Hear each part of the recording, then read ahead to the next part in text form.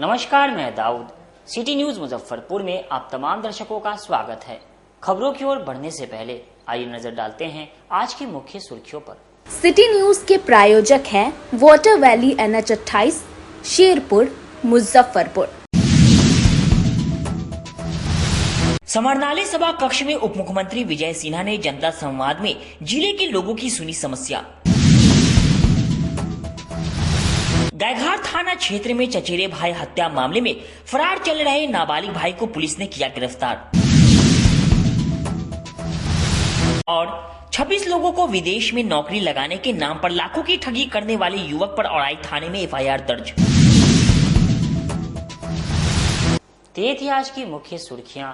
अब खबरें विस्तार से। समरनाले सभा कक्ष में उप मुख्यमंत्री विजय सिन्हा ने जनता संवाद कार्यक्रम के दौरान जिले के लोगों की समस्याओं को सुना। बिहार के उप मुख्यमंत्री सह जिला प्रभारी मंत्री श्री विजय कुमार सिन्हा ने आज मुजफ्फरपुर जिले के समरनाले सभागार में जन कल्याण संवाद कार्यक्रम का आयोजन किया। इस कार्यक्रम के दौरान उन्होंने 2 दर्जन से अधिक जिले के विभिन्न क्षेत्रों से आए नागरिकों की समस्याएं और शिकायतें सुनी। जनता से सीधा संवाद स्थापित करते हुए उप मुख्यमंत्री ने कई मामलों में तत्क्षण निर्णय भी लिया। उन्होंने संबंधित अधिकारियों को जिलाधिकारी के माध्यम से कई आवश्यक दिशा निर्देश देते हुए समस्याओं के समाधान के लिए समयबद्ध कार्रवाई सुनिश्चित करने को कहा। कार्यक्रम के दौरान सबसे ज़्यादा जमीनी विवाद के मामले आए, वहीं शिक्षा, स्वास्थ्य, बिजली, सड़क एवं राशन से संबंधित शिकायतें भी प्रमुख रूप से सामने आई। उप मुख्यमंत्री विजय सिन्हा ने कहा कि राज्य सरकार जनता की समस्याओं के त्वरित समाधान के लिए प्रतिबद्ध है। उन्होंने अधिकारियों से कहा कि जनहित के मामलों में किसी भी प्रकार की लापरवाही बर्दाश्त नहीं की जाएगी। इस दौरान जिले के वरिष्ठ प्रशासनिक अधिकारी, जनप्रतिनिधि और बड़ी संख्या में नागरिक उपस्थित थे। हमने आम लोगों की शिकायत को सुनने के लिए जन कल्याण संवाद भी किया। लोगों ने अपनी समस्याओं को रखे हैं। जिलाधिकारी और जिला के वरीय पुलिस पदाधिकारी सभी यहाँ बैठे हैं। सारे विभाग के पदाधिकारी भी थे। पूरी पारदर्शिता के साथ जो सरकार का संकल्प और सोच है सुशासन स्थापित करने का, बेहतर विकास करने का, सबका साथ सबके विकास के भाव को लेकर के पूरी तरह से सरकार सजग है। और ये सजगता को आगे भी जहां जहां शिकायत आई है उन पदाधिकारियों को बुला कर करके जिला स्तर पर उसकी समीक्षा की जाएगी। आवश्यकता होगा तो उन क्षेत्रों में भी औचक निरीक्षण कर करके कार्रवाई की जाएगी। देश में बिहार एक ऐसा राज्य है जहां भूमि विवाद सबसे ज्यादा है और लॉ एंड ऑर्डर इसके कारण थोड़ा ज्यादा प्रभावित होता है। उसका बड़ा कारण रहा है कि सर्वे लैंड, जमीन का ढंग से सर्वे नहीं होने का खामियाजा बिहार के लोगों को भोगना पड़ रहा है। बिहार सरकार ने इसके निदान के लिए एक पहल किया है। उस पहल की गति को हम लोग शांति के साथ, बिना पारिवारिक परेशानी, बिना विवाद के हल करने के लिए प्रयासरत है और उसमें प्रगति हो भी रही है। भिंगा करके, ढोल बजा करके जो पहले लोग करते थे, नेटा पोछते थे, बाल कटवाते थे, हम जनता के कल्याण के लिए करते हैं, नौटंकी के वातावरण बनाने के लिए नहीं करते हैं। जन कल्याण संवाद में खुला हमारे पदाधिकारी, माननीय विधायक और सबके समक्ष उनकी बात को गंभीरता से, शालीनता से, पारदर्शिता के साथ समाधान के लिए बैठते हैं। प्रेस मीडिया में चर्चा और दिखाने के लिए और उसको लाइव करके सहानुभूति लूटने के लिए नहीं। ऐसे हम बैठते हैं खुला दरबार में, अपने आवास पर भी बैठते हैं, पूरे बिहार के लोग आते हैं, वहां भी हम कमरे के अंदर ही बैठते हैं। अपने क्षेत्र लखीसराय में भी हम इसी तरह से हॉल में बैठते हैं। इसलिए मन में ये शंका मत रखिए कि बंद कमरे में सेलेक्टेड लोगों को बुला के हम संवाद करते हैं। सब लोग आए हैं, जिलाधिकारी या मंत्री किसी को स्पेशल कर करके नहीं लाया, इसलिए वो मन के अंदर भ्रम नहीं रखिए। सर, इस तरह का जन संवाद कार्यक्रम क्या आगे भी जारी रहेगा और लोगों की समस्या जब भी 20 सूत्री की बैठक हम करेंगे, हम इस तरह की संवाद उसके पहले करने से हमको लाभ होता है, बहुत सारे विषय की जानकारी भी मिलती है और उसके समाधान के लिए सरकार और प्रशासन मिलकर हम लोग विचार भी करते हैं। काफी लोगों का आरोप, प्रमाण है तो आपके पास प्रमाण है तो उपलब्ध कराइए। सरकार सजगता से एक्शन ले रही है, निगरानी की टीम भी पकड़ रही है, बड़े बड़े पदाधिकारी भी जा रहे हैं। ये एक बीमारी है और ये बीमारी की महामारी में सरकार कतई नहीं बदलने देगी। सरकार की सजगता इसमें बनी हुई है। चलिए, आज हम प्रखंड मुसहरी के जनता लोग आए हुए थे माननीय उप मुख्यमंत्री और मुजफ्फरपुर के विसूत्री प्रभारी मंत्री जी से मुलाकात करने कि मुसहरी ब्लॉक प्रखंड सब में जितना कार्यालय है सब में जो भ्रष्टाचार है उसकी जांच कराइए और आप मुसहरी चल के वहाँ की समस्या देखिए। तो उन्होंने भरे सभा में कहा है, आश्वासन दिया है कि अगली बार जब हम आएंगे तो डीएम और एसएसपी के साथ मुसहरी में 1 घंटा बैठेंगे और अभी जो पिटीशन दिए हैं भ्रष्टाचार की जांच कराने का उसकी जांच कराएंगे।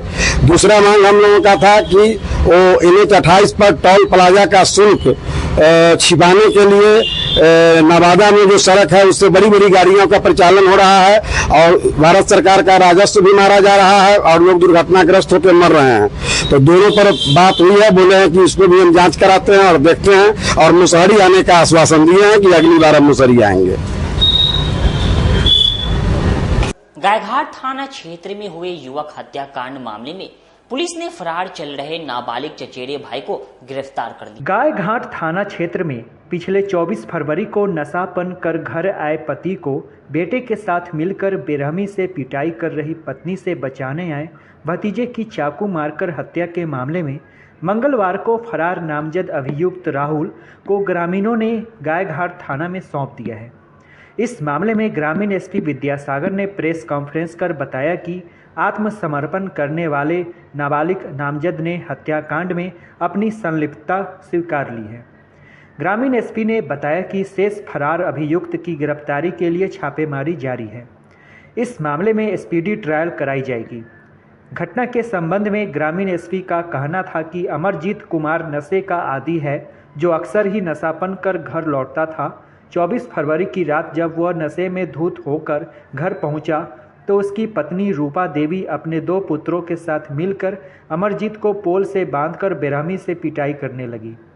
उसके शोर मचाने पर उसका भतीजा अभिषेक कुमार बीच बचाव करने गया। इसी क्रम में अभियुक्त ने चाकू से गोदकर अभिषेक की हत्या कर दी। हत्याकांड को अंजाम देने के बाद मां और बेटे नेपाल फरार हो गए। इसकी सूचना मिलने पर पुलिस ने छानबीन शुरू की और अभियुक्तों की गिरफ्तारी के लिए कुर्की जब्ती का नोटिस जारी कराया, जिसके दबाव में आकर हत्याकांड के एक अभियुक्त ने गायघाट थाना में आत्मसमर्पण किया है।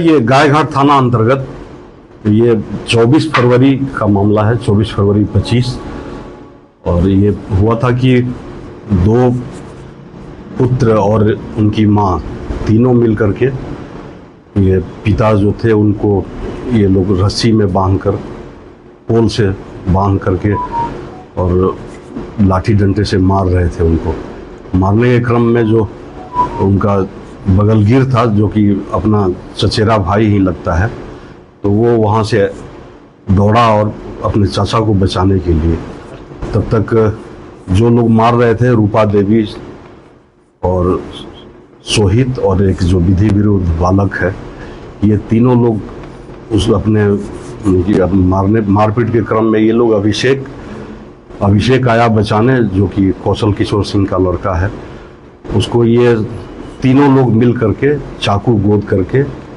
जो बचाने आया था अभिषेक, उसी को इन्होंने हत्या कर दी थी। ये 24 फरवरी की घटना है। कांड संख्या 5925 दर्ज किया गया और अनुसंधान किया गया। ये तीनों लोग, रूपा देवी, सोहित और विधि विरुद्ध बालक, ये तीनों नेपाल में रह रहे थे। तो हम लोगों ने काफ़ी वारंट लिया, फिर इश्तेहार चिपकाने की जैसे ही जानकारी मिली तो वैसे ही जो मुख्य आरोपी था, क्योंकि जो विधि विरुद्ध बालक है यही मुख्य रूप से अपने चचेरे भाई को मारने में इस चाकू इसी ने चलाया था।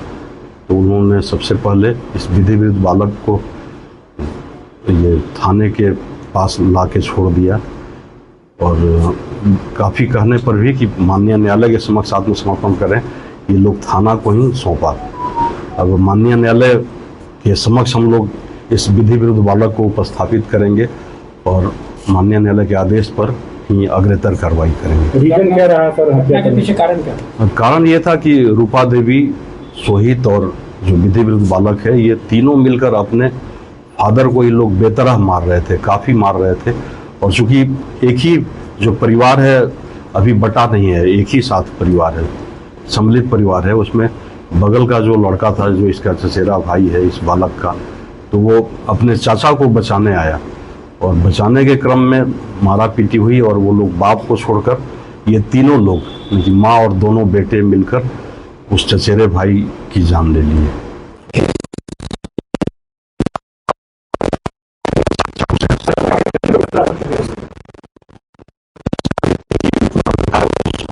सौंपा गया है थाने को। सदर थाना क्षेत्र में हुए पेट्रोल पंप लूट कांड मामले का पुलिस ने उद्भेदन करते हुए घटना में शामिल 2 अपराधी को गिरफ्तार कर लिया। सदर थाने की पुलिस ने पिछले महीने खबड़ा इलाके में हुए पेट्रोल पंप लूट कांड का पर्दाफाश किया है। इस दौरान गिरोह के 2 बदमाशों को गिरफ्तार किया गया है। इनके पास से लूटे गए 10,000 रुपए और मोबाइल जब्त किया गया। नगर SDPO 2 विनीता सिन्हा ने बताया कि बदमाशों ने पूछताछ में अपराध कबूल किया है। दोनों बदमाशों को स्पीडी ट्रायल से सजा दिलाने की कवायद की जाएगी। आपको बता दें कि 17 अप्रैल की शाम बाइक सवार बदमाशों ने सदर थाने के खबड़ा इलाके में हथियार के बल पर पेट्रोल पंप लूट लिए थे। घटना के बाद SSP सुशील कुमार के निर्देश पर विशेष टीम गठित की गई। इसमें शामिल पुलिस पदाधिकारियों ने CCTV कैमरे को खंगालकर कार्रवाई शुरू की। करीब 18 दिनों तक चली जांच और कार्रवाई के बाद पुलिस को कामयाबी मिली। दोनों बदमाशों को पकड़ा गया। पूछताछ में इनकी पहचान कुरहनी के जयराम, खरौना के गोलू कुमार और सदर थाना के धर्मपुर डीह के धीरज कुमार के रूप में हुई है। दोनों से लूटपाट करने वाले और कई बदमाशों के नाम, पता, ठिकाना बताया है। पुलिस उनकी गिरफ्तारी को लेकर छापेमारी कर रही है। साथ ही गिरफ्तार दोनों बदमाशों का पूर्व का रिकॉर्ड भी खंगाला जा रहा है। उनका कहना है कि पूर्व की घटनाओं में संलिप्तता मिलने के बाद उस केस में भी रिमांड पर लेने की कवायद की जाएगी।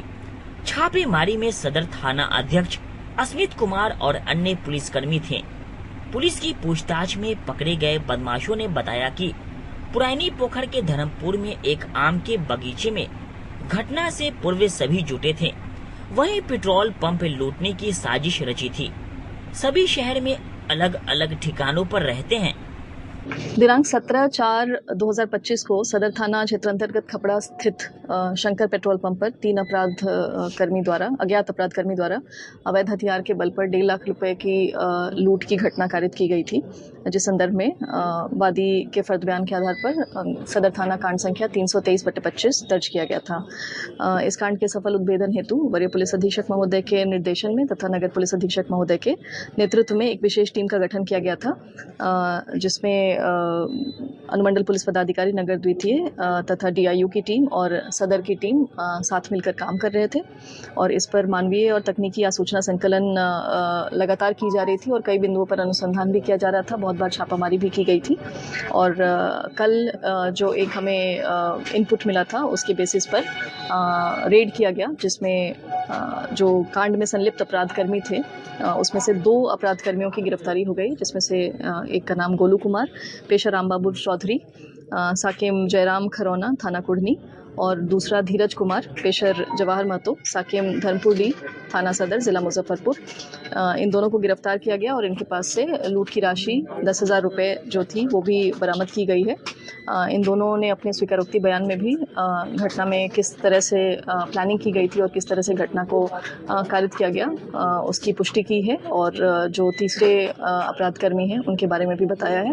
उस पर भी लगातार छापामारी चल रही है, जो भी संभावित ठिकाने हैं और उन्हें भी हम जल्दी गिरफ्तार करेंगे। इसका कोई आपराधिक इतिहास इनके द्वारा पूर्णी का कर्जा का 1,000 का 3 आपराधिक लूट के केस में इस स्ट्रेचिंग का केस है ना 56 से चोरी का गोलू का है ना, ये लूट 1.5 लाख रुपए की हुई थी। बाकी की जो राशि है इनके द्वारा बताया जा रहा है कि जो तीसरे अपराधकर्मी हैं उनके द्वारा कहीं रखा गया है।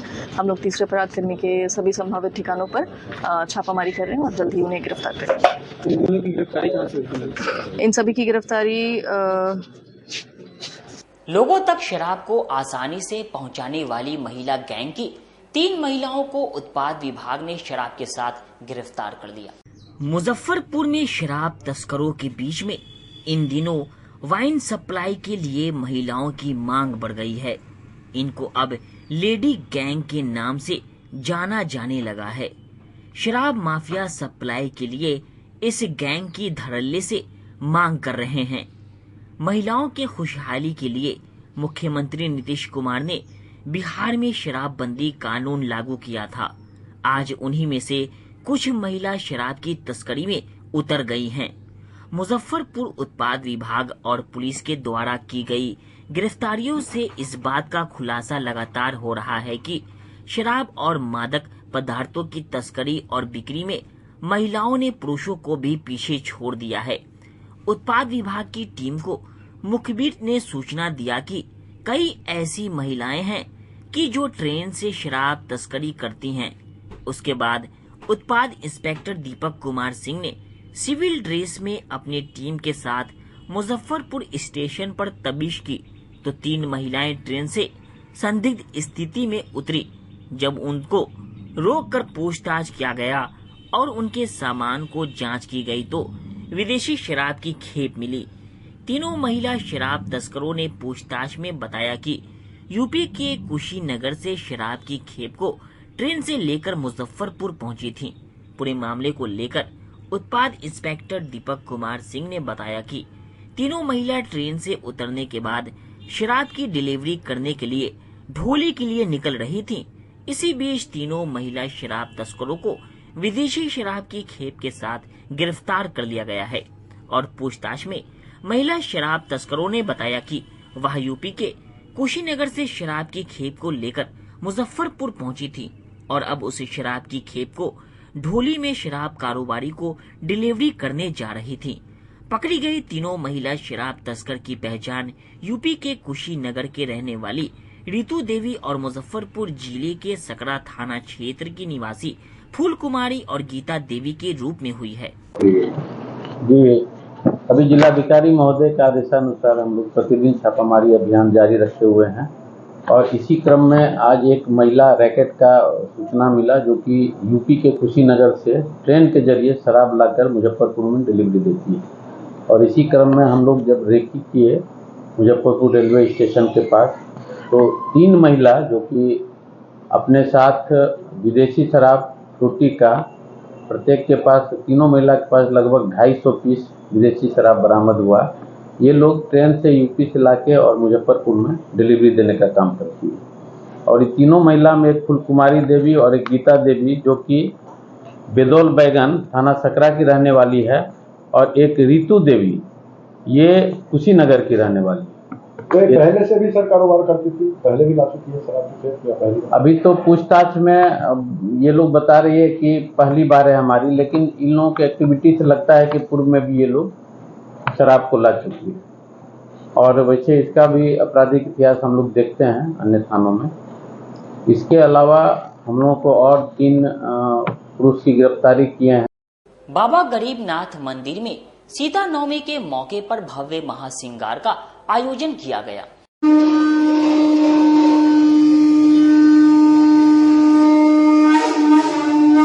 शहर से लेकर गांव तक के मंदिरों में सीता नवमी पर विशेष पूजा का आयोजन किया गया। बाबा गरीबनाथ मंदिर में राम दरबार की विशेष पूजा की गई।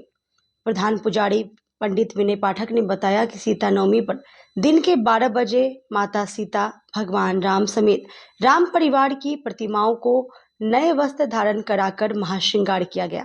फिर महाआरती का आयोजन हुआ, भगवान को भोग लगाया गया और भक्तों के बीच प्रसाद का वितरण किया गया। उन्होंने बताया कि आज के दिन ही माता सीता का जन्म हुआ था, इसलिए सीता नवमी जयंती मनाई जाती है। सीता नवमी का दिन विवाहित महिलाओं के लिए विशेष महत्व रखता है। इस दिन व्रत रखने और पूजा करने से पति की लंबी आयु होती है और सुखी वैवाहिक जीवन की कामना पूरी होती है। माता सीता को त्याग, समर्पण और सहनशीलता की प्रतिमूर्ति माना जाता है। उनकी पूजा से भक्तों के जीवन में खुशहाली आती है और साथ ही सभी इच्छाओं की पूर्ति होती है। मंदिर में सीता नवमी मनाई जा रही है। आज सीता नवमी है और माता सीता का प्रकट दिवस है और माता सीता का प्रकट हुई थी आज के दिन और इसी दिन पूजा शुरू हो गया था माता का। और बाबा गरीबनाथ मंदिर में राम दरबार स्थापित है और इस नाते से ही माता सीता का जन्म दिवस मनाने, जिसके रामनवमी मनाई जाती है, हनुमान जयंती मनाई जाती है, शिवरात्रि मनाई जाती है, कृष्णाष्टमी मनाई जाती है, तो सीता नवमी और भी बनाई जाती है। तो सीता नवमी के दिन, जैसे कि आज दोपहर में सीता नवमी मनाया गया, सुबह से ही पूजा पाठ लोग करते रहे। सत्यनारायण भवन की पूजन, बाबा गरीबनाथ के मंदिर में बाबा को जल चढ़ाना, माता सीता के राम दरबार में पूजा करना, ये लगातार चल रहा था। और फिर संध्या काल में थोड़ा सा भीड़ होगी।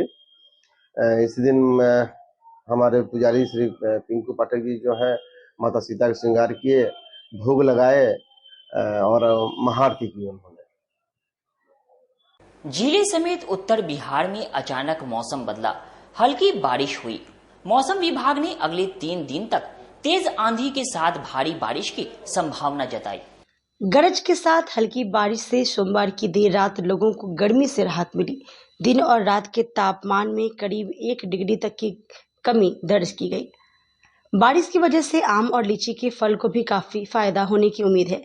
स्थानीय संतोष कुमार पाठक ने बताया कि जिले में पड़ रही भीषण गर्मी के कारण लोग त्रस्त थे, मगर बारिश होने से एक राहत भरी सांस मिली है। वहीं कृषि विश्वविद्यालय पूसा के वरीय वैज्ञानिक डॉक्टर ए सत्तार ने बताया कि जिले में एक बार फिर से पश्चिमी विक्षोभ का प्रभाव पड़ा है। इस कारण 2 दिनों तक बारिश होने की स्थिति बनी रहेगी। 8 मई के बाद से फिर से मौसम में बदलाव आएगा। इसके 1 सप्ताह तक लगातार तापमान बढ़ेगा। जिलों में देर रात झमाझम बारिश हुई है, क्या लगता है कितना फायदा है? देखिए, बारिश से तो फायदा है ही। बारिश से फायदा ये है कि हमारे शहर मुजफ्फरपुर की शान, जिसको लीची कहा जाता है, जो पूरे वर्ल्ड में सप्लाई होती है, उसको जो नुकसान हो रहा था इस बारिश से उसको फायदा होगा। पिछले बार भी 8 दिन पहले भी पानी हुआ था, उसका भी फायदा हुआ है। तो आम लीची को फायदा है, इससे किसान को थोड़ा राहत मिलेगा। जो गर्मी से परेशान थे किसान, वो उनको थोड़ा राहत आया है कि भाई बारिश से, और आगे भी बारिश होने की संभावना है, तो अभी और फायदा होगा किसानों को। कहीं ना कहीं भीषण गर्मी से लोग भी परेशान थे, राहत की सांस ली जाए। राहत से सांस तो है ही। आप देख लीजिए, मौसम कल तक का जो था दिन में, वो चिलचिलाती धूप, जो बाहर निकलने में भी लोगों को दिक्कत हो रही थी, और आज बहुत राहत है। बहुत राहत है, मतलब सुकून है एकदम। आप रोड पे भी निकलने पे भी आज धूप तो उगा है, लेकिन वो चिलचिलाती जो गर्मी होती है वैसा नहीं है, राहत हो रही है। 26 लोगों को विदेश में नौकरी दिलाने के नाम पर पैसे लेने वाले युवक पर औराई थाना में FIR दर्ज हुआ। लाओस में नौकरी दिलवाने के नाम पर नेपाल, उत्तर प्रदेश और बिहार के किशनगंज, गया समेत कई जिलों के 27 लोगों से लाखों रुपए की ठगी का मामला सामने आया है। पीड़ितों ने औराई के कल्याणपुर निवासी सातिर पर ठगी का आरोप लगाते हुए सोमवार को मुजफ्फरपुर पहुंचकर पुलिस से शिकायत की। पीड़ितों ने ग्रामीण SP विद्यासागर से मिलकर मामले में आरोपित पर कार्रवाई की मांग की। ठगी के शिकार लोगों ने DM कार्यालय में भी आवेदन देकर कार्रवाई की गुहार लगाई है। ठगी के शिकार लोग नेपाल के कृष्णा नगर की एक प्लाईवुड फैक्ट्री में काम करते थे। इस फैक्ट्री में कुछ दिनों के लिए औराई के सातिर ने भी काम किया। इस दौरान फैक्ट्री में काम करने वालों से उसकी जान पहचान हो गई। उसने सभी कर्मियों को लाओस में प्लाईवुड बनाने वाली एक कंपनी में मोटी पगार पर नौकरी लगवा देने का झांसा दिया था। ठगी के शिकार नेपाल के अनिल प्रसाद शाह, उत्तर प्रदेश के देवरिया निवासी अमरजीत कुशवाहा, किशनगंज के रंजीत सिंह, गया के पवन कुमार आदि ने पुलिस को बताया कि विश्वास में लेने के लिए उसने कथित एजेंट से मोबाइल पर बात कराई। झांसा दिया कि मजदूर को 65,000 रुपये और मशीन ऑपरेटर को 1,10,000 रुपये प्रति माह वेतन मिलेगा। अच्छी तनख्वाह के झांसे में नेपाल स्थित फैक्ट्री में कार्यरत सभी कर्मी लाओस जाने को तैयार हो गए। इस तरह 27 लोगों से तत्काल 28,000 रुपये वसूल कर बताया गया कि सबको कोलकाता जाना है। वहां ट्रेन से उतरते ही एजेंट सबको होटल ले जाएगा, वहीं सबको वीज़ा और टिकट मिल जाएगा। लाओस पहुंचने के बाद 3 माह तक वेतन से वीज़ा का पैसा कटकर 50% मिलेगा। ठगी के शिकार लोगों ने बताया कि कोलकाता पहुंचने पर एजेंट को कॉल लगाया तो उससे संपर्क नहीं हो सका। औराई के सातिर ने भी अपना मोबाइल बंद कर लिया। इस तरह कोलकाता में 2 दिन तक रुकने के बाद सभी लोग वापस लौटकर मुजफ्फरपुर पहुंचे। पीड़ित पहले औराई के कल्याणपुर स्थित आरोपित के घर पर पहुंचे। वहां जमकर हंगामा हुआ। इसके बाद सभी डीएम कार्यालय पहुंचे। फिर ग्रामीण एसपी से मिलकर कार्रवाई की गुहार लगाई। ग्रामीण एसपी ने बताया कि पीड़ितों को औराई थाने में आवेदन देने को कहा गया है। मामले में एफआईआर दर्ज कर कार्रवाई की जाएगी। हाँ, हमने आवेदन दिया, वही फर्जीवाड़ा का पासपोर्ट लिया था हम लोगों का और वीजा लगाने के लिए बोला था, लेकिन लगाया नहीं। सिक्योरिटी मनी भी जमा करवाया था उन्होंने 28,000 रुपये के लिए, और आगे कुछ हुआ नहीं। तो हम लोगों ने आज एसपी जी के ऑफिस में जाकर के एक निवेदन डाला, लेकिन मैं उसका फोटो कापी नहीं ला पाया, भूल गया। तो खैर हम लोग अभी भी जा करके ले सकते हैं, कोई दिक्कत वाली बात नहीं है। क्या आश्वासन मिला है सर? आश्वासन मिला है कि 2 दिन के बाद आप लोग आइए, कोई कार्रवाई की जाएगी। हाँ। क्या था पूरा मामला की बात करें तो? पूरा मामला वही फर्जीवाड़ा का था। जैसे हम लोगों ने 25,000 रुपये सिक्योरिटी मनी के नाम पे और 3,000 रुपये मेडिकल के लिए जमा किया गया था, और उसने बोला था कि 1 जनवरी को ही हम आप लोगों का फ्लाइट करवा देंगे, लेकिन उसने नहीं कराया। उसके बाद 1 दिन बाद, 2 दिन बाद कराएंगे, 3 दिन बाद कराएंगे, कराते कराते 5-6 महीना हो गया, लेकिन उसका कोई मतलब नहीं निकला। तो आज हम उनके घर गए थे, हम लोग सब आदमी मिल करके। वहाँ जाने के बाद पता लगा कि वो पासपोर्ट ही उसका फर्जी है, उस नाम का कोई व्यक्ति नहीं है उस गांव में। कहाँ के रहने वाले? ये कल्याणपुर वार्ड नंबर 5 के, मुजफ्फरपुर। और क्या कारण से आप लोग को बुलाया गया था, क्या हम लोगों को फ्लाइट करने के लिए बुलाया गया था। कलकत्ता से फ्लाइट होगा आप लोगों का, और आप लोग 1 तारीख को आ जाइए। हम लोग 1 तारीख से 3-4 दिन वहाँ बैठ के खाए हैं, लेकिन उन्होंने मतलब हम लोगों का कोई मैसेज रिसीव नहीं किया, ना कोई फ़ोन रिसीव किया, ना हमारे मैसेज का कोई रिप्लाई किया। मोबाइल भी स्विच ऑफ कर दिया था। कितने के नाम पर कुछ लोगों से ठगी का मामला से है? हाँ, ये कल एक व्यक्ति द्वारा आवेदन दिया गया है, जिसमें कि वो इसमें जो आवेदक में एक नेपाली नागरिक भी, और इसके अलावा राम अवतार और राम प्रकाश और भी बहुत सारे लोगों का हस्ताक्षर था। इनका कहना था कि हम लोग प्लाईवुड फैक्ट्री में काम कर रहे थे, जो मुजफ्फरपुर में ही स्थित है, और वो व्यक्ति मुजफ्फरपुर का ही है। और तथाकथित वो लोग बता रहे हैं पासपोर्ट की जाली पासपोर्ट है, लेकिन चेहरा हम लोग देखते हैं, चेहरा को पहचान रहे हैं, और ये औराई का रहने वाला है, औराई कल्याण वार्ड नंबर 2 का। तो हम लोग जांच पड़ताल कर रहे हैं, और उनका कहना है कि ये जो लहासा भेजने के लिए, जो तिब्बत की राजधानी है, वहाँ भेजने के लिए ये लोग पासपोर्ट बनवा करके और वहाँ पर ये लोग मजदूर के रूप में वहाँ भेजने का प्रयत्न कर रहे थे। कितने लोगों के साथ ये हुआ इसकी जानकारी? हाँ, ये बता रहे थे कि हर व्यक्ति से 28,000 रुपये लिया गया है, और कुल 16 व्यक्ति हैं। वक्त हो चुका है एक छोटे से ब्रेक का। बने रहिए हमारे साथ, देखते रहिए सिटी न्यूज मुजफ्फरपुर।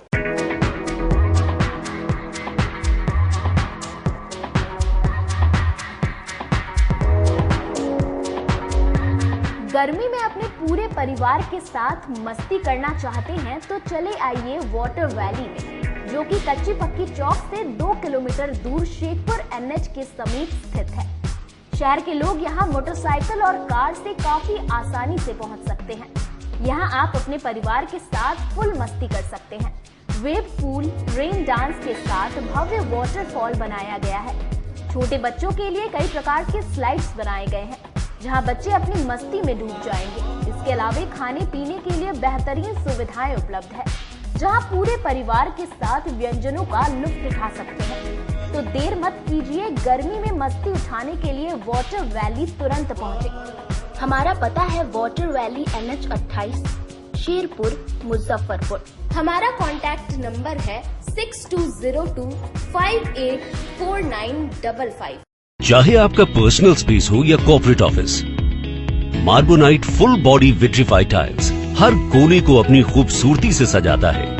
इस पर पड़ने वाले हर कदम को मिलती है एक ताकत, जो देती है आगे बढ़ने का विश्वास। जॉनसन टाइल्स का उत्तर बिहार का सबसे बड़ा शोरूम साई कृपा ट्रेडर्स द्वारा जल्द मुजफ्फरपुर जिले के सकरी सरैया डुमरी रोड में खुलने जा रही है। जल्द आ रहा है आपके शहर में। जल्द ही उद्घाटन की तारीख की घोषणा होगी। मार्बोनाइट विट्रीफाइड टाइल्स बाय जॉनसन। हम पढ़ाई के साथ साथ बच्चों में विश्वास जगाते हैं।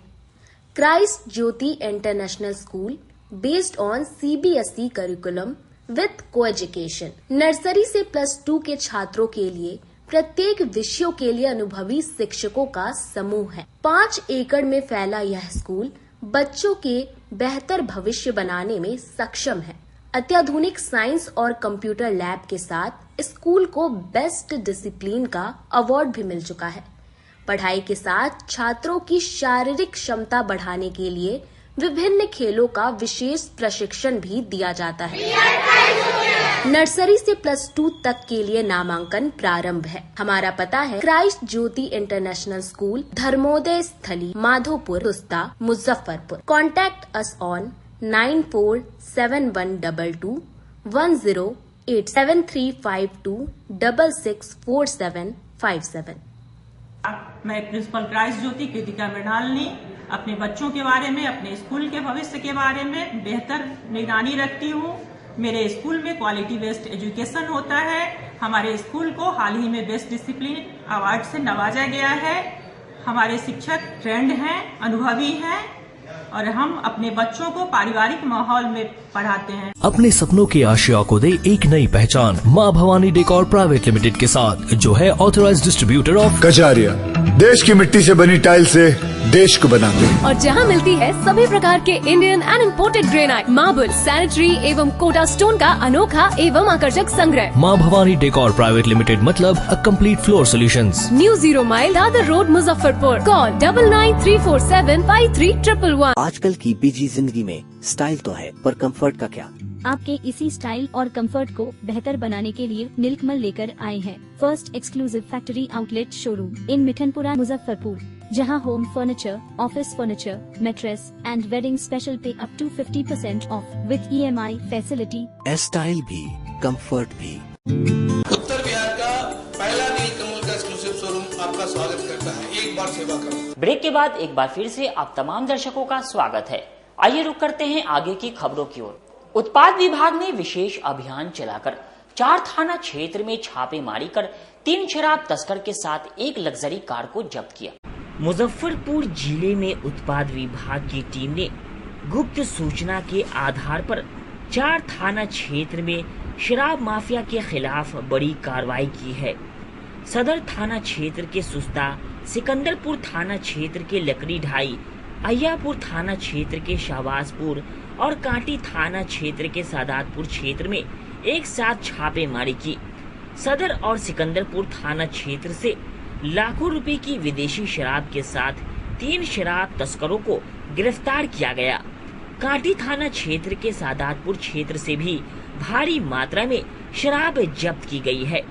वहीं अय्यापुर थाना क्षेत्र से एक लग्जरी वाहन से ब्रांडेड विदेशी शराब की बड़ी खेप बरामद की गई। हालांकि इस मामले में तस्कर वाहन छोड़कर फरार हो गया। उत्पाद इंस्पेक्टर दीपक कुमार सिंह ने बताया कि कार्रवाई में भारी मात्रा में विदेशी शराब और एक लग्जरी वाहन जब्त किया गया है। 3 तस्करों को गिरफ्तार कर उनके खिलाफ उत्पाद अधिनियम के तहत मामला दर्ज कर लिया गया है। लेकिन इस सफलता के बावजूद तस्करों के फरार होने और कारोबार के नए नए तरीकों ने प्रशासन की चुनौतियों को उजागर किया है। जी, अभी ये मुजफ्फरपुर जिले के विभिन्न थाना क्षेत्र में, सदर थाना क्षेत्र के सुस्ता, उसके बाद सिकंदरपुर थाना क्षेत्र के लकड़ी ढाई और कांटी थाना क्षेत्र के सदादतपुर तथा अहियापुर थाना क्षेत्र के शहबाजपुर में कुल 3 गिरफ्तारी हुई है और तीनों के पास से भारी मात्रा में विदेशी शराब जब्त की है। इसके साथ ही शहबाजपुर में एक i10 कार की बरामदी हुई है जिसमें कि भारी मात्रा में विदेशी शराब और बियर जब्त किया गया। उस मामले में पूर्व में भी 10 दिन पहले भारी मात्रा में विदेशी शराब बरामद हुई थी जिसमें कि सोनू शाह को हम लोगों ने फरार किया था और आज भी उसी का सूचना था। हालांकि आज भी उसकी गिरफ्तारी नहीं हो सकी है और हम लोग पूरे प्रयास में है कि उसको अविलंब गिरफ्तार कर लें। तो शराब कारोबारी के खिलाफ आगे भी इस तरह का अभियान चलता रहेगा? जी, अभी हम लोग नित्य प्रति इनपुट लेके गुप्त सूचना के आधार पे अपना इंटेलिजेंस डेवलप करके इनपुट प्राप्त कर रहे हैं और उसके आधार पर प्रतिदिन छापामारी कर रहे हैं। कार्यालय परिचारी अभ्यर्थियों ने उप मुख्यमंत्री विजय कुमार सिन्हा से जनता संवाद में मिलकर अपनी नौकरी की मांग की। कार्यालय परिचारी अभ्यर्थियों ने उप मुख्यमंत्री विजय कुमार सिन्हा से मिलकर अपनी नौकरी की मांग की। इस अवसर पर मौजूद अभ्यर्थी प्रवीण कुमार ने कहा कि वर्ष 2011 में ही उन लोगों से आवेदन लिया गया था, लेकिन उसके बाद बहाली नहीं की गई। इसे लेकर कई बार आंदोलन किया गया। सरकार ने हर बार आश्वासन दिया। सभी अभ्यर्थी पिछली बार भी उप मुख्यमंत्री विजय कुमार सिन्हा से उनके पटना स्थित आवास पर मिले थे। तब भी आश्वासन दिया गया था कि जल्द से जल्द बहाली की जाएगी, लेकिन कोई बहाली नहीं हुई। इसलिए आज हम लोगों ने मुजफ्फरपुर जिला अधिकारी कार्यालय में उनसे मुलाकात कर सारी समस्याओं से अवगत कराया है। उन्होंने जिला अधिकारी को निर्देश दिया है कि इस मामले में त्वरित कार्रवाई की जाए, लेकिन बार बार आश्वासन मिलने के बावजूद अभी तक हम लोगों की बहाली नहीं हुई है। हम लोग पूरे बिहार में 12,000 अभ्यर्थी हैं जिनकी बहाली अभी तक नहीं हुई है। इस बार हम लोग आश्वासन से नहीं मानेंगे। अगर हम लोगों की मांगे पूरी नहीं होती है तो हम लोग चरणबद्ध आंदोलन करने के लिए भी विवश होंगे। संबंधित है, हम लोग कार्यालय परिचारी के अभ्यर्थी हैं। आज हम लोग माननीय उप मुख्यमंत्री विजय कुमार सिन्हा जी से मिलकर के अपनी फरियाद को रखे हैं और काफ़ी लंबे अरसे से हम लोग इस लड़ाई को लड़ रहे हैं, लेकिन अभी तक हम लोगों को कहीं से कोई सफलता प्राप्त नहीं हुई है।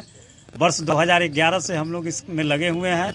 उस समय जो विज्ञापन निकाला गया था मुजफ्फरपुर जिले में, उसमें विज्ञापन में यह उल्लेखित था कि साइकिल चला करके हम लोगों की नियुक्ति होनी थी, लेकिन हाई कोर्ट का कुछ जजमेंट आया। उस वजह से 2019 के बाद जो भी मतलब ये हुआ कि 10th पास लोगों का ही नियुक्ति होना है, तो वर्ष 2023 में पुनः मतलब हम लोगों से ऑनलाइन आवेदन लिया गया। वही लोग आवेदन किए जिसका उस पैनल सूची में नाम था, अलग से कोई आवेदन नया नहीं लिया गया। तो आज हम लोगों को जो आश्वासन मिला है, आश्वासन माननीय उप मुख्यमंत्री जी से हम लोग पटना में उनके आवास पर भी मिलने का काम किए थे और वहाँ भी आश्वासन मिला था कि हम लोग त्वरित कार्रवाई कर रहे हैं, बहुत जल्द आप लोगों को नियुक्ति मिल जाएगी। लेकिन आज ये जिले के प्रभारी मंत्री हैं, तो हम लोग इससे ख्याल से सभी अभ्यर्थी आज यहाँ पर इकट्ठा हुए थे और सभी लोग मिले हैं, तो आश्वासन उन्होंने दिया है कि हम लोग हर संभव प्रयास कर रहे हैं। और वो जिलाधिकारी महोदय को भी बोले हैं कि इन लोगों का क्या समस्या है, तो जिलाधिकारी महोदय ने भी स्पष्ट शब्दों में कहा है कि हम इन लोगों के कार्य को देख रहे हैं और यथाशीघ्र इस कार्य को निष्पादित करेंगे, ऐसा आश्वासन मिला है। लेकिन हम लोग इस आश्वासन से मानने वाले लोग नहीं हैं।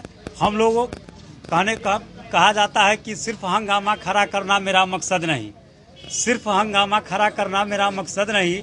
मेरा मकसद है कि ये सोच बदलनी चाहिए। हमारे माननीय मुख्यमंत्री जी ये डंका के चोट पर कह रहे हैं कि हम अपार नियुक्ति दे रहे हैं, लेकिन आज 12 वर्षों से जितने भी हमारे कार्यालय परिचारी के अभ्यर्थी हैं पूरे बिहार में हम लोग मात्र सर 12,000 हैं और 12,000 को एक चपरासी का नौकरी हम लोगों को आज तक नहीं मिला। और इस चपरासी के नौकरी के लिए BSSC के द्वारा हम लोगों से परीक्षा लिया गया है और जब परीक्षा फल का प्रकाशन हुआ है तो उसमें हम लोगों का कोई नाम का कहीं कोई जिक्र नहीं है और न ही आज तक आयोग हम लोगों को बताया कि आप लोग अपना मतलब क्वालिफाई किए हैं। लेकिन जब वो आंसर की जारी किया बीएसएससी आयोग तो सभी लोग लगभग क्वालिफाई हैं। और आगे आपकी मांग अगर पूरी नहीं होती तो आगे सर आगे अगर हम लोगों की मांग पूरी नहीं होगी, अभी तक तो हम लोग मुजफ्फरपुर से और पटना तक का दौड़ लगा रहे हैं, अगर नहीं होगा तो हम लोग आक्रोश मार्च निकालेंगे और जिलाधिकारी के समक्ष हम लोगों का मतलब आत्मदाह का भी प्रयास रहेगा। आपदा मित्र के सदस्यों ने उप मुख्यमंत्री विजय कुमार सिन्हा से मुलाकात कर मांग पत्र सौंपा। आपदा मित्र के कर्मचारियों ने उप मुख्यमंत्री विजय कुमार सिन्हा से मुलाकात की। उन्होंने कहा कि वर्ष 2022 में सभी लोगों को प्रशिक्षण दिया गया था। प्रशिक्षण देने के बाद कहा गया था कि मानदेय दिया जाएगा, लेकिन आज तक उनका मानदेय नहीं मिला है। पूरे साल में 2 से 3 बार ही उन लोगों से काम लिया जाता है, उसका भुगतान भी सरकार द्वारा नहीं किया जाता है। इसलिए 8 सूत्री मांगों को लेकर हम लोगों ने उप मुख्यमंत्री से न्याय की मांग की है। इस अवसर पर मौजूद संतोष कुमार ने कहा कि हम लोगों ने 8 सूत्री मांग सरकार के सामने रखी है, जिसमें नौकरी को अस्थायी करने, पीएफ देने, बीमा की राशि 5 लाख से 20 लाख करने सहित 8 मांगे शामिल है। हम लोगों की मांग है कि हम लोगों को जल्द से जल्द बहाल किया जाए। हम लोग आपदा मित्र है, हम सभी आपदा मित्र 2022 में प्रशिक्षण लिए थे। 2022 से ही प्रशिक्षण इसका चालू होता है। यह केंद्र सरकार की योजना है और उनके माध्यम से बीएसडी में बिहार प्राधिकरण आपदा विभाग के द्वारा हम लोग का प्रशिक्षण दिलाया गया था 12 दिवसीय का। उसमें 12 दिन का प्रशिक्षण दिलाया गया और उसमें लेटर में लिखा गया था साफ अक्षरों में कि आपका आई कार्ड, प्रमाण पत्र और इसके साथ साथ प्रतिदिन का मानदेय भी दिया जाएगा। लेकिन प्रशिक्षण का अभी तक मानदेय नहीं दिया गया है, भुगतान नहीं किया गया है। उसके बाद हम लोग को साल में ड्यूटी लगाया जाता है 1 बार, 2 बार, 3 बार। छठ पूजा, दुर्गा पूजा में हम लोग सड़क सुरक्षा दुर्घटना में भी जान बचाते हैं। कहीं आग लगी होती है तो हमारे आपदा मित्र जितने भी हैं सब लोग जाते हैं और वहाँ अपने समाज में सेफ्टी करते हैं, सेफ्टी देते हैं, प्रदान करते हैं बाढ़ में, भूकंप में, सब में। लेकिन हमको सरकार से क्या मिलते हैं? कुछ नहीं मिलते है। लाभ बकाया राशि भी भुगतान नहीं की जाती है और हम लोग को निराशजनक हाथ से लौटना पड़ता है और हम आपदा मित्र को अभी तक भुगतान नहीं किया गया है।